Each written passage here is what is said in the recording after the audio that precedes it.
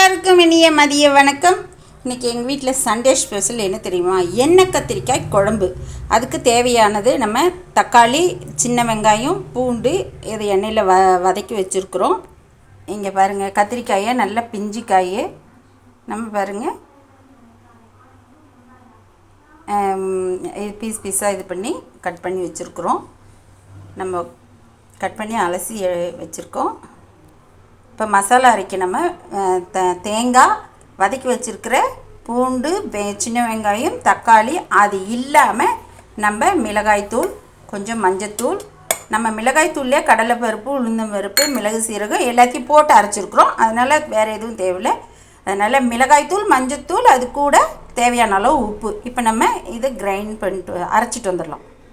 பாருங்க, இப்போ நம்ம மசாலா அரைச்சின்னு வந்தாச்சு. இப்போ கட் பண்ணி வச்சுருக்கிற கத்திரிக்காய் உள்ளே வைக்கணும். அதுக்கு முன்னே எண்ணெய் ஊற்றி தாளிக்கலாம். தக்காளி வதக்கணும் இல்லையா, அதே பாத்திரத்தில் இப்போ எண்ணெய் தேவையான அளவுக்கு எண்ணெய் ஊற்றிங்க. அது நல்லெண்ணெயில் செஞ்சு ரொம்ப ரொம்ப டேஸ்ட்டாக இருக்கும். இப்போ மெத்தடே எல்லாம் மாற்றிட்டாங்க. எண்ணெய்க்காய்னா எல்லோரும் வேர்க்கடலை சேர்த்துறாங்க. ஆனால் உண்மையான எண்ணெய் கத்திரிக்காய் நம்ம இப்படி தான் செய்யணும். கொஞ்சம் கடுகு, கொஞ்சோண்டு சீரகம் அண்ட் கொஞ்சம் உளுந்து பருப்பு. கடுகு வெடிக்குது. நம்ம கட் பண்ணி வச்சுருக்கிற வெங்காயம், கருவேப்பிலை போட்டுடலாம்.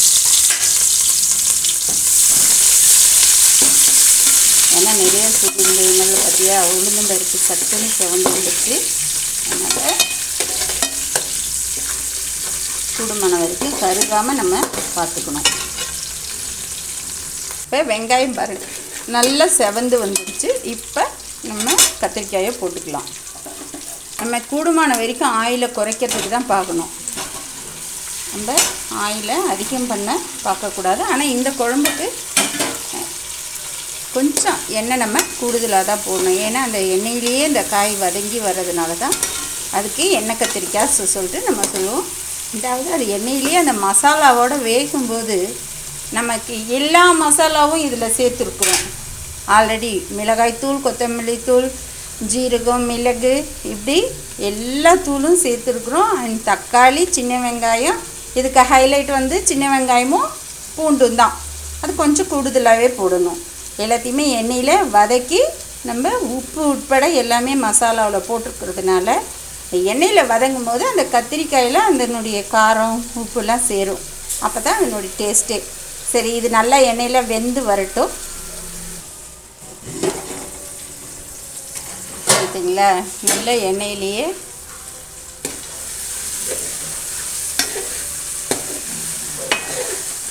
இது எள்ளெண்ணெய், அப்படி இல்லைன்னா கடலை எண்ணெய், இந்த ரெண்டு எண்ணெயில் சமைக்கும் போது அதனுடைய டேஸ்ட் ரொம்ப ரொம்ப ரொம்ப நல்லாயிருக்கும். இப்போ நம்ம மீதி இருக்கிற மசாலாவையும் இதில் மிக்ஸ் பண்ணிடலாம். ஓரளவுக்கு முக்கால் பாகம் இந்த எண்ணெயிலேயே கத்திரிக்காய் வெந்து வந்துருச்சு. இங்கே பாருங்கள், பார்க்குறதுக்கே எவ்வளோ அழகாக இருக்குல்ல. இப்போ இது காய் இன்னும் மிச்சம் இருக்கிற அந்த காய் அந்த மசாலாவோடு சேர்ந்து வெந்து நல்ல எண்ணெய் பிரிஞ்சு வரணும். அடிக்கடிக்க கரண்டி போட்டு கிளறி விடாதீங்க. ஒரு கொஞ்ச நேரம் விட்டு ஒரு டைம் மட்டும் லைட்டாக அப்படியே அடி பிடிக்காமல் இருக்கிறதுக்கு கிளறி விடுங்க.